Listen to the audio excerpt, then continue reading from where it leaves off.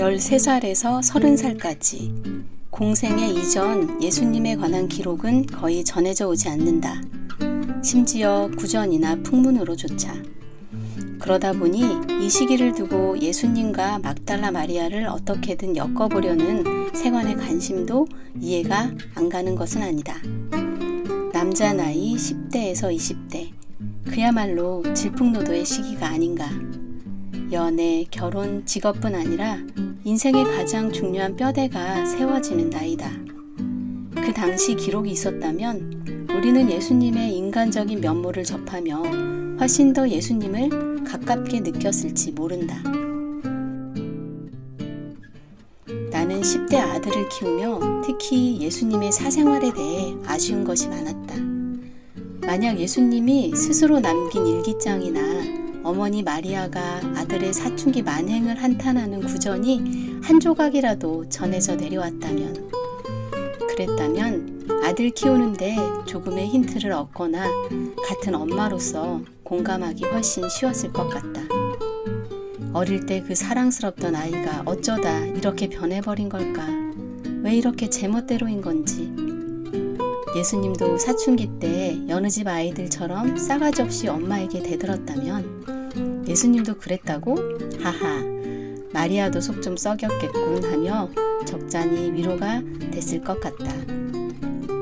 하긴 당시 가장 낮은 직업군이었던 목수의 아들과 그보다 더 사회적으로 천한 지위였던 여자가 그를 깨우쳤을 리는 없건만. 결혼, 가족, 남편과 아들, 읽고 쓰기.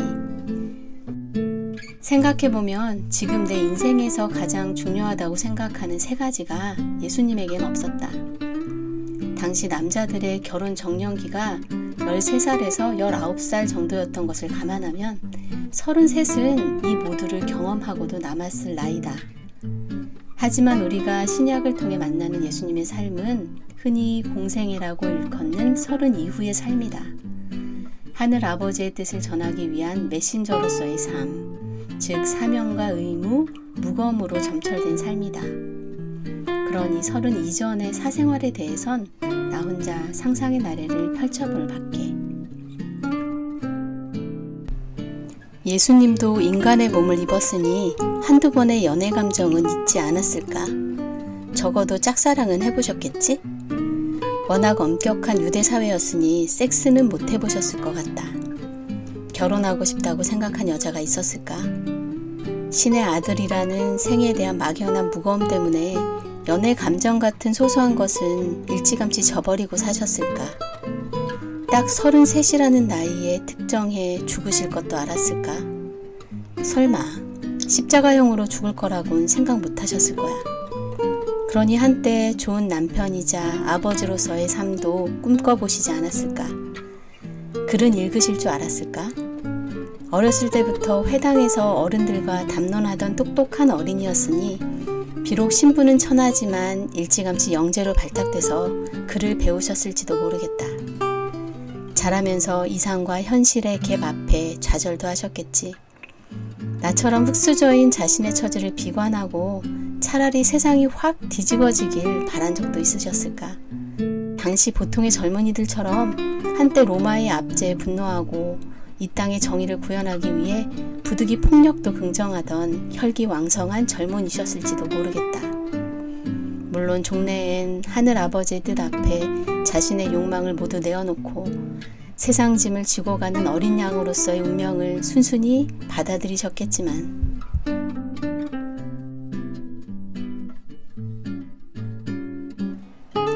오늘 아침 2000년 전 하나님의 아들로 태어나 십자가에서 생을 마감한 한 남자의 생애를 더듬다 보니 나에게 질문 하나가 떠올랐다.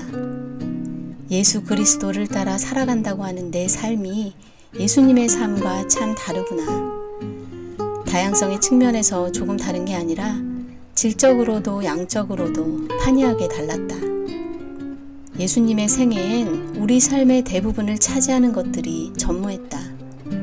부모님과 남편의 건강, 안정적인 직업과 재산, 아들의 공부와 성공적인 입시 커리큘럼, 우리를 행복하게 만드는 소소한 취미와 사생활. 그중 어느 하나도 교집합이 없었다. 이 중에서도 내가 가장 충격을 받은 건 누구라도 인생에서 가장 중요하다고 생각하는 가족이 예수님의 생애엔 거의 삭제되어 있다는 사실이다.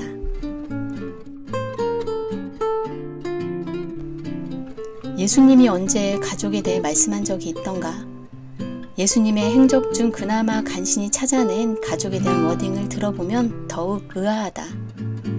마리아와 형제들이 예수님을 만나려고 집에 찾아왔을 때 예수님은 제자들에게 자기 가족들을 가리키며 이렇게 말씀하신다. 그들은 내 형제요, 내 어머니가 아니다.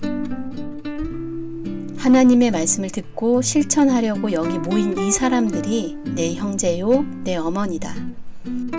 가는 곳마다 예수님의 인기가 치솟던 그때 다른 곳에서는 예수님을 초청하지 못해 안달인데 고향에선 유독 사람들의 저항을 많이 받았다. 그러자 예수님은 또 이렇게 명언을 날리신다. 예언자가 고향과 친척과 자기 집에서는 존경을 받지 못한다. 이뿐이 아니다. 한 제자가 예수님께 아버지 장례를 치르고 오게 해달라고 청하자 이렇게 말씀하시는 장면도 있지 않은가? 죽은 자의 장례는 죽은 자들이 치르게 하고 너는 나를 따르라.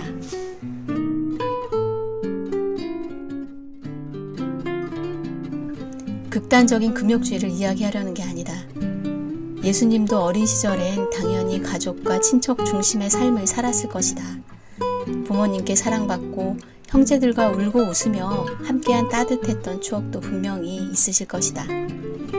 하지만 성인이 되고 진정한 어른의 삶을 살고자 했을 때 예수님은 더 이상 자신의 육체적 가족 관계 안에서만 머물 수 없었다. 그의 삶은 가족이라는 울타리를 넘어 이웃으로 확장되어 갔다.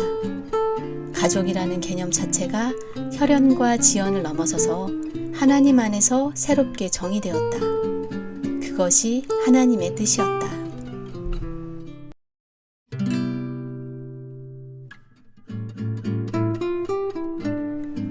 (2024년) 한 사람의 그리스도인이자 여자와 어머니로서 살아가는 나로서는 예수님이 우리처럼 평범하게 결혼하고 부모가 되고 아이까지 양육해본 삶이었다면 참 좋았겠다 싶다. 결혼 생활의 비루함과 사춘기 아들에게 배신당하는 수모도 함께 나눌 수 있다면 훨씬 더 위로가 되었을 텐데. 여자와 남자, 부모와 자식 간의 관계는 인간의 죄성과 하나님과 인간의 양자됨을 설명하는 데 있어서도 얼마나 많은 은유를 함축하고 있는가. 근데 예수님뿐 아니라 그의 사상을 이어받아 재정립한 바울마저 노총각이었으니 참으로 아쉬운 부분이 한두 가지가 아니다.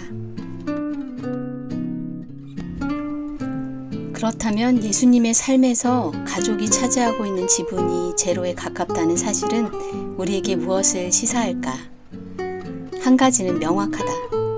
역사상 가족에 대한 가치가 이토록 소중해진 오늘날 우리가 바라보아야 할 지향점은 가족이라는 울타리 안이 아니라 바뀌어야 한다는 것.